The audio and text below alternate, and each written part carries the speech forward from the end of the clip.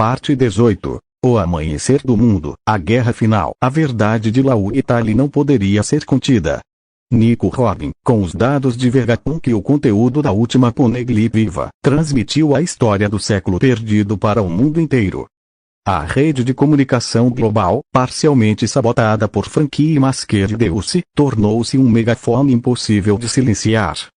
O mundo ouviu sobre o antigo reino, sobre Joy Boy, sobre a traição dos 20 reis e a falsa paz imposta pelo governo mundial. O caos e a esperança se espalharam simultaneamente. Revoltas eclodiram em ilhas oprimidas. Países aliados começaram a renunciar à autoridade do governo mundial. A própria marinha rachou ao meio, alguns alistando-se sob a bandeira da justiça verdadeira, outros mantendo fidelidade aos astros celestiais. Os 5 astros anciões não ficaram parados.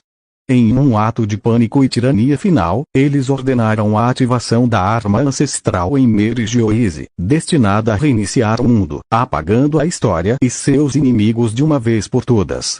O alvo, o ponto de reunião de todas as forças rebeldes e da grande frota do Chapéu de Palha, o Rei de Line, próximo a Marijois. A guerra final não foi um conflito por território, mas pela alma da própria humanidade. De um lado, a Aliança do Amanhecer, reunindo forças nunca vistas. Os piratas do Chapéu de Palha e sua grande frota, Cavendish, Bartolomeu, Hydro, Ajudin e todos os outros. O exército revolucionário de Monkey D. Dragon, com Sabo e os comandantes. Os reinos aliados. Alabasta, Vivi, Dressrosa, Rico, Ilha dos Homens Peixe, Neptune, Vano, Momonosuke, Elbaf, Loki o Rei, Amazon Lily, Ascucha, os Mink Tribe e muitos outros. Aliados improváveis. A tripulação de Barba Branca, agora liderada por Marco, buscando vingança, os piratas Eat de Lave e os piratas Kid, ambos querendo garantir seu lugar no novo mundo, e até remanescentes da antiga tripulação de Roger que responderam ao chamado, como Crocus. Do outro lado, o governo mundial e a marinha leal. Os 5 astros anciões, revelando-se como guerreiros imortais e monstruosamente poderosos, cada um portando uma forma de poder ancestral. A marinha de elite, liderada por um almirante Sakazuki, Akainu, ainda mais implacável, e pelos novos almirantes. As forças CP-0 em sua totalidade. O exército de cavaleiros divinos de Gold Valley, uma força secreta de elite que protegia Merigoise.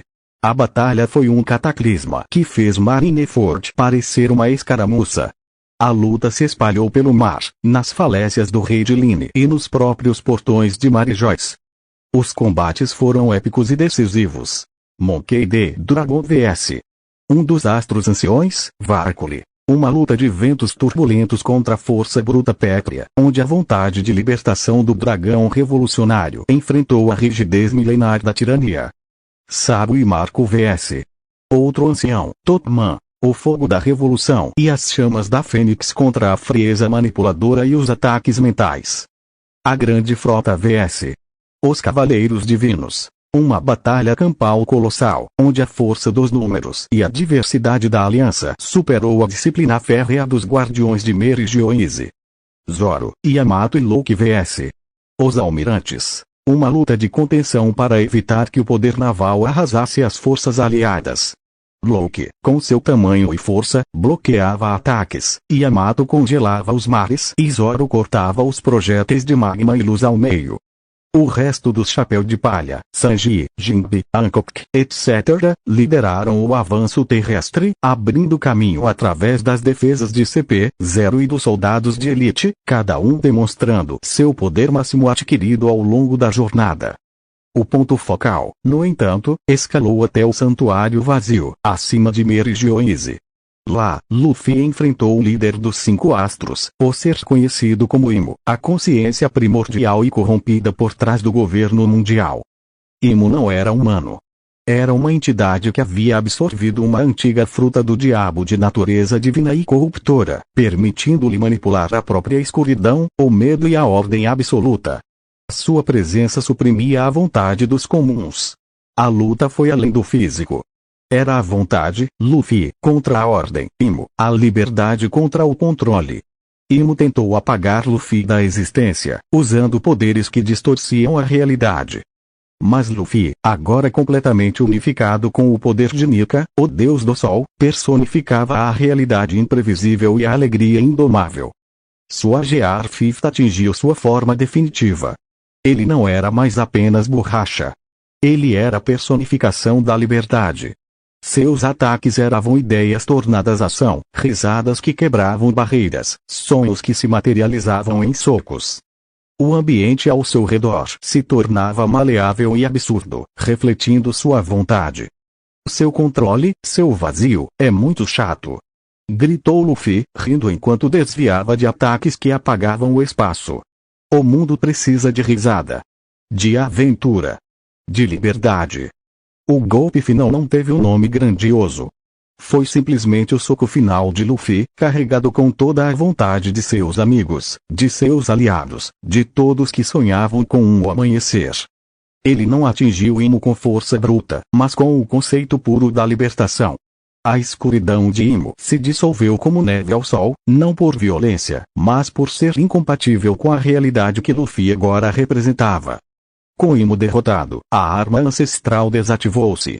O cerne da tirania mundial havia sido destruído. A notícia se espalhou. A guerra estava ganha. Sakazuki, Akainu, vendo a queda dos anciões e a maré avassaladora, finalmente recuou, sua justiça absoluta quebrada diante de uma verdade maior. No campo de batalha, sob um sol que parecia mais brilhante do que nunca, Luffy se reuniu com sua tripulação e aliados. Ele não fez um discurso. Ele apenas riu, e sua risada foi contagiosa, varrendo o cansaço e a dor. A era do governo mundial havia terminado. Nos dias que se seguiram, um novo conselho foi formado, com representantes de todas as raças e nações, incluindo Vivi, Sabo, Marco e outros, para guiar o mundo em sua transição para uma verdadeira era de liberdade. A marinha foi reformada sob novos ideais. E Luffy? Ele não quis ser um rei, nem um governante. Quando perguntado o que faria, ele apenas ajustou seu chapéu de palha e apontou para o horizonte. Xixixe. Acho que ainda não explorei aquele mar ali do norte. E a Lagoon deve estar esperando. E tem um monte de ilha que a gente pulou. Com sua tripulação completa, Masqued Deus, Zoro, Nami, Sanji, Robin, Brook, Hancock, Jinbe, Yamato e Loki, a bordo do Touzan de Sunny, ele partiu. Não para governar, mas para aventurar. Ele era, afinal, o homem mais livre do mundo.